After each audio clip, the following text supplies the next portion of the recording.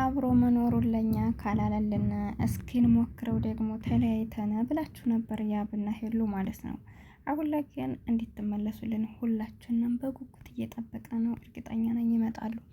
እውነት አብረው የማይመጡ ቢሆን ኑሮ እሱም ሆነ እሷ እንደ ባለፈው አሁን በመሀላቸው ሌላ ሰው ያመጡ ነበር። አሁን ግን ዝምታቸው ቢደብረንም ነገር ግን ዝም ብሎ የማይሆን ሰው ጋር ወይም ደግሞ ሰዎችን እልህ ለማስያዝ ሌላ ሰው በመሀላቸው ማስገባቱ ተገቢ ስላላደለ ዝምታቸው ባይመጡልንም እንኳን ጥሩ ነው ብዬ አስባለሁ። ምክንያቱም ቆም ብለው እያሰቡ ስለሆነ ነገሮችን አስተካክለው እንግዲህ አንዳንድ ጊዜ ምን ይባላል መሰላችሁ ካለመዱት መላክ የለመዱ ሸይጣን ይቻላል ይባላል እና ስለዚህ ቆም ብለው አስበው በአንድ ላይ እንደሚመጡ ተስፋ አረጋለሁ። በመቀጠል ደግሞ ያው ሰሞኑን እንግዲህ የኦርቶዶክሶች ባህል ስላለ በዛ አጋጣሚ ቤተሰብ የሚጠይቁበት ከቦታ ቦታ የሚንቀሳቀሱበት ስለሆነ ለዛ ይሆናል የቀሩት።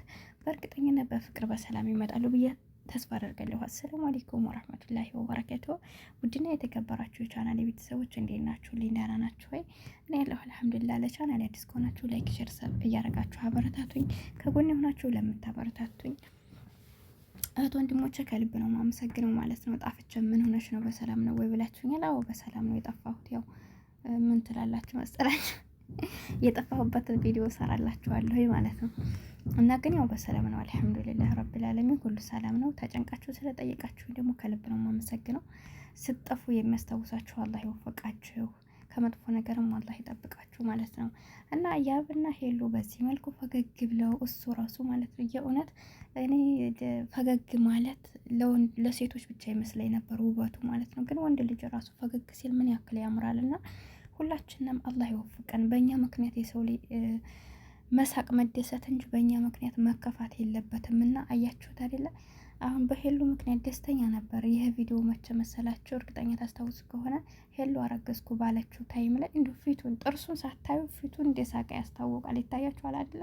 እና ምን ያክል እኛ ለሰዎች መልካም ስናደርግ የነሱ ፈገግታ በጣም ነው የሚያስደስተውና ይህን ነገር በማየት ሁላችሁም ለሰው ልጅ የመከፋቱ ምንጭ ሳይሆን የደስታው ምንጭ ለመሆን ከኔ ጀምሮ መጣር አለብን እና በቃ ለዛም ነው አንዳንድ ጊዜ ሰዎችን ከምንበድል ቢበድሉና ይሻላል የሚባለው። እና እኛ ሰዎችን የምንበድል ከሆነ በቃ ከባድ ነው እንዳልኳችሁ።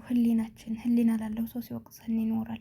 ግን የሰው ልጅ ከበደለና በቃ ይሄ ሰው በድሎኛል ወይም ደግሞ ድርጊቱ መጥፎ ስለሆነ ሁለተኛ ከሱ ጋር መቀጠል አልችልም እና ብለን የመራቅ እንትኑ ይኖረናል። ብንርቅም እንኳን አይጸጽተንም። ለምንድን ነው ያን ሰው ስለሆነ የበደለና ከኛ ችግር የለም።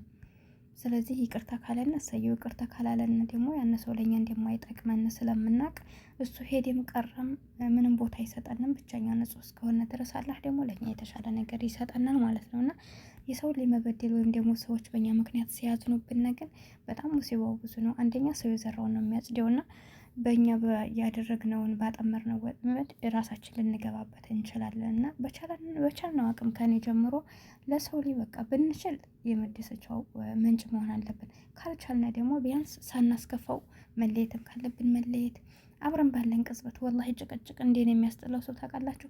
አሁን ባለሁበት ታይም እንዲሁ ሴኮንድ ራሱ ጭቅጭቅ አልፈልግም። ጭቅጭቅ አልፈልግም ማለት እኔ ራሴ ስለዚህ ጭቅጭቅ ያልፈለገ ሰው ደግሞ እኛ እየተጨቃጨቅ ነው ወይም ደግሞ ሰዎች እንዲጨቃጨቁን ማድረግ የለብን ነው። ጭቅጭቅ የማይፈልግ ሰው፣ ሰላም የሚፈልግ ሰው ራሱም ሰላማዊ ሰው መሆን አለበትና አሁን ላይ እኔ ወላሂ ማለት ነው አስፈላጊ ነገሮች እንኳ ቢሆኑ ከመናገር ዝምታን እመርጣለሁ። ዝም ብዬ ራሴን አረጋግቼ ከዛ በኋላ እነዛ ሰው አይተው የሚረዱኝ ከሆነ አሳየው፣ አይተው የማይረዱኝ ከሆነ ደግሞ ቀስ ብዬ ተረጋግቼ አስረዳቸዋለሁ። ያንን ነገሬን ግን የሚረዱኝ አይነት ሰዎች ካልሆኑ እነሱ ጋር መኖርም ማውራትም አልፈልግም።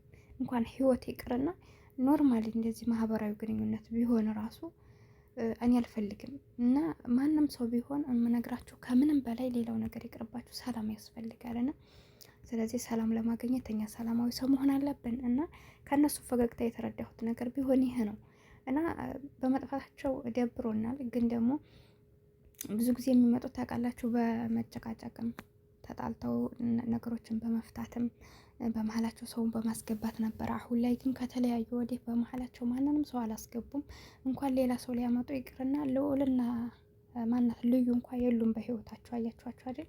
ስለዚህ የሰው ላይ ሁልጊዜ እልህ መኖር የለበትም። በእልህ በጣም ብዙ ነገር እስከ ህይወት መጣፋት ይደረሳል እና ህይወታችሁን በእልህ ላለመምራት ሞክሩ እና ሄሉሻን አሁን ያደነኳቸው ነገር ቢኖር ሀታ ላይቭ እንኳ ይገቡ ነበረ፣ ግን የሉም፣ ጠፍተዋል።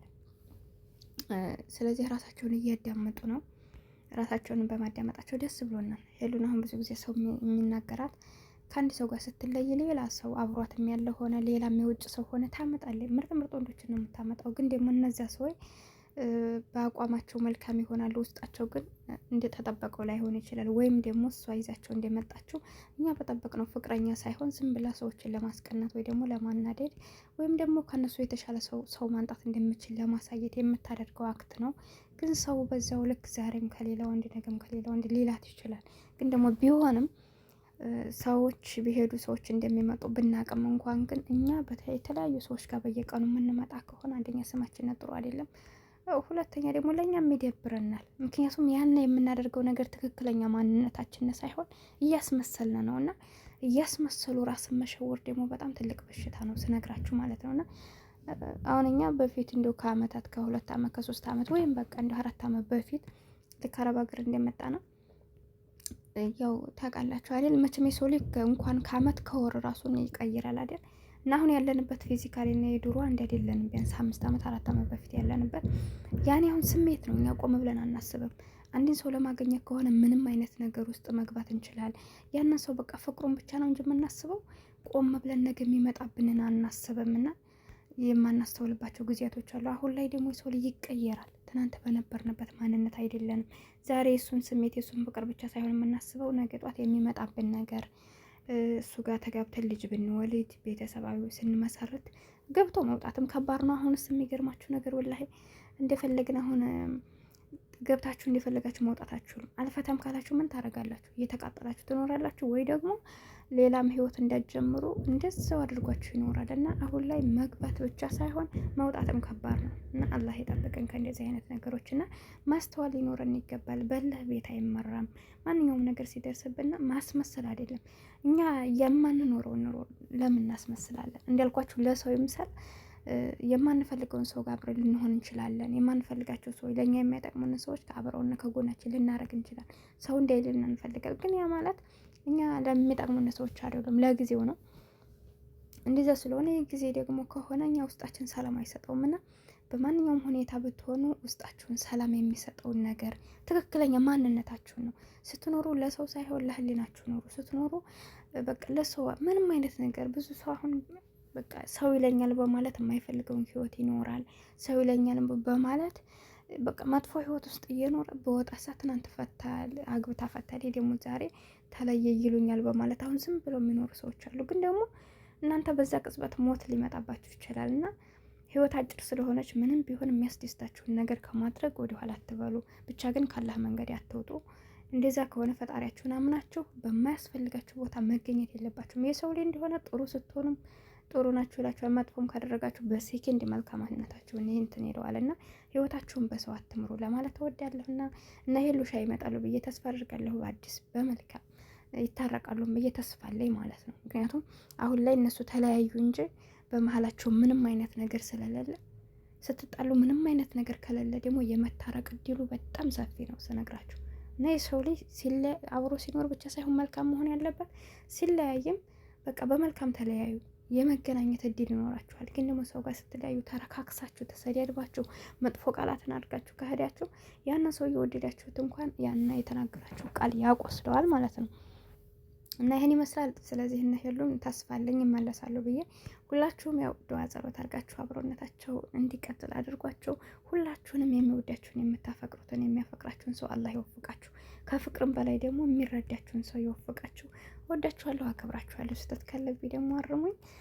ቻናሌን ላይክ አድርጉልኝ፣ ሰብስክራይብ አድርጉኝ። እንዳልኳችሁ ከወር በላይ ጠፍቼ ስለነበር ቻናሌ ቀዝቅዞብኛል። ላይክ ሰብ አድርጉልኝ፣ አይከፈልበትም። ውድ ሀገሬ ልጆች በያላችሁበት ሰላማችሁ ይብዛልኝ።